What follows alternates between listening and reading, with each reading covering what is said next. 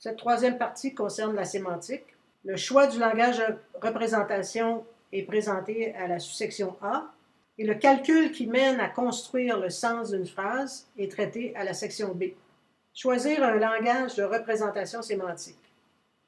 On a une phrase comme Marie aime Jean. Ça ressemble à quoi le résultat final de cette interprétation sémantique de cette phrase en particulier? Ça dépend. Si l'on veut être capable d'accumuler des connaissances sur le monde et de tirer des inférences, il faut avoir un langage de représentation qui soit systématique et qui nous permette de faire. On peut tirer les inférences que l'on veut. Elles peuvent être logiques et rationnelles. Elles peuvent aussi être totalement illogiques et irrationnelles. Par exemple, de ces deux phrases, Marie aime Jean, Jean aime Denis, dans un certain monde, on pourrait pouvoir inférer Marie est malheureuse. Ce qui nous amène à écrire dans ce cas-là des règles qui vont nous permettre de tirer des inférences et de les faire de façon générale. Donc, dans ce monde un peu particulier, si X aime Y, que Y aime Z, que Z aime Y, donc il y a deux personnes qui s'aiment ici, ça implique que X est malheureux, que Y est heureux et que Z est heureux. Qu'est-ce qu'on désire représenter? Le monde et ses propriétés. Donc, si vous lancez un robot dans le monde tel qu'on le connaît, on peut faire deux hypothèses. Son état est complètement zéro, donc il est tabula rasa. L'intelligence artificielle ne connaît rien, ne sait rien, et on se dit, elle apprendra. On peut aussi lui donner un état inné, c'est-à-dire lui donner certains axiomes, parce qu'elle doit bien savoir quelque chose. Un bébé, par exemple, c'est pas mal de choses avant même de connaître le monde dans lequel il va naître. C'est un beau sujet en psychologie cognitive et comportementale, c'est un beau sujet aussi en philosophie. On peut vouloir aussi représenter les faits qui s'ajoutent. On veut avoir une espèce de langue de la pensée dans lequel l'IA va pouvoir exprimer les faits qui s'accumulent et les exprimer de façon explicite. On veut aussi donc des règles pour tirer ces inférences, faire des déductions, avoir un peu des descriptions de la forme si, alors, ou s'il y a telle cause, alors il y a telle conséquence. Quels sont les candidats pour représenter le sens? Il y en a une grande panoplie, c'est un sujet de recherche en soi. Si on désire tirer des inférences, donc faire des déductions, il y a déjà d'excellents candidats. Ce sont des représentations qui ne sont sans doute pas propres à l'être humain, mais dans une intelligence artificielle, elles font tout à fait l'affaire. Et c'est toutes les logiques, logique propositionnelle, logique des prédicats, etc. Il ne reste qu'à choisir la syntaxe que l'on va vouloir adopter pour représenter ce sens. Ça semble tourner en rond ici, puisqu'on a besoin d'une syntaxe pour représenter le sens de la phrase qui nous vient d'une analyse syntaxique. La syntaxe, donc, de la sémantique. Ça nous amène à nous poser des questions profondes. Qu'est-ce qu'aimer? C'est un concept qui est propre au langage de la pensée, peut-être. C'est un concept avec lequel on est. Si aimer est un concept inné, alors on peut le représenter par un symbole, pour être plus pratique, ou n'importe quel symbole, que ce soit aimer ou G34512, ou une lettre de l'alphabet. Si par contre aimer, c'est une espèce d'activation neuronale floue dans le cerveau, on pourrait très bien représenter cette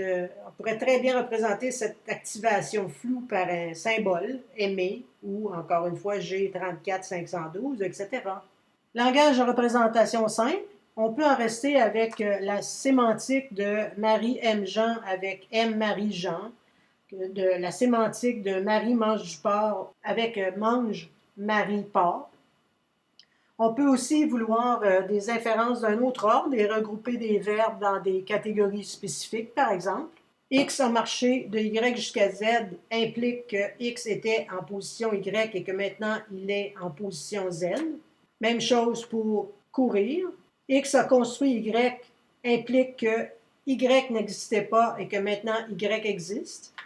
X a détruit Y implique que Y existait et que maintenant Y n'existe plus. D'autres types d'inférences, si X est un patient de l'événement, alors Y a subi l'action.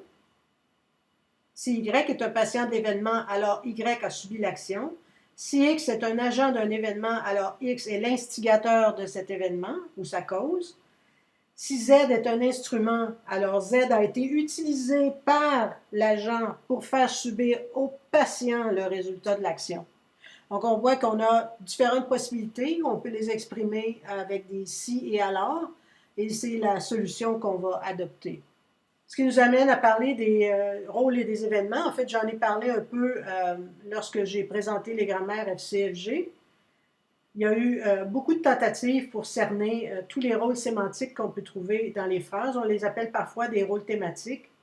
Il n'y a rien de figé dans le béton ici. C'est encore l'objet de nombreuses discussions, de nombreux articles, à la fois en philosophie, en linguistique, en psychologie, etc. Il y a une petite démo sur le site de l'Université de l'Illinois qui est justement capable d'analyser des phrases en donnant aux termes dans cette phrase des rôles sémantiques. Si vous voulez en savoir plus, je vous invite à consulter le site aussi de Wikipédia. L'idée, c'est de se donner une syntaxe simple pour la sémantique et choisir donc des phrases qui vont représenter simplement la construction sémantique et qui vont être susceptibles d'être capables de se construire de façon incrémentale. Alors, par exemple, Jean était au bar à 20 heures. On peut très bien représenter ça par log Jean, bar 20 et s'entendre sur la signification de chacun des symboles qu'on y trouve. Même chose avec Marie est arrivée au bureau à 9 heures. Jean est mort à 3 heures. Jean est arrivé à la maison à 2 heures. Marie a quitté le bureau à 23 heures. Donc, elle n'est plus au bureau. La route 15 relie le bureau à la maison. C'est une route. Le chemin du bureau à la maison, c'est la route 15. Le chemin de la maison au bureau, c'est la route 15. Bref, il y a certains faits là-dedans, certains énoncés qui pourraient être considérés comme des axiomes, c'est-à-dire qui caractériseraient l'état du monde dans lequel on le connaît, notamment pour la route 15. On peut se dire que c'est quelque chose qui est déjà inclus dans la représentation du monde du robot et que les autres éléments qui sont ici, ce sont des faits qui s'accumulent afin que le robot puisse prendre des décisions. Comment combiner maintenant les morceaux, Marie, M et Jean, qui sont dans l'arbre d'analyse syntaxique, pour former une nouvelle phrase qui va être maintenant l'interprétation de cette analyse? C'est là qu'on arrive au principe de compositionnalité qui est dû au philosophe Frege.